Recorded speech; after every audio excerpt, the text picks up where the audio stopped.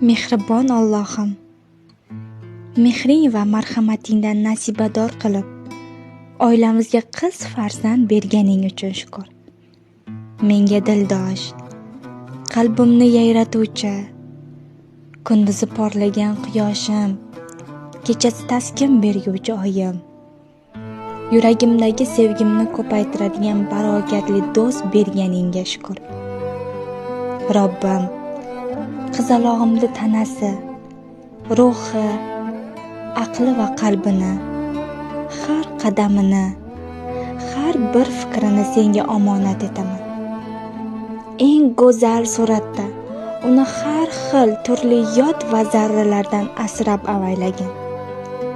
Ota-onasiga faqat rahmat olib keladigan, qalbi esa sening sevgingga to'lgan, iymon va muhabbat egasi bo'lsin.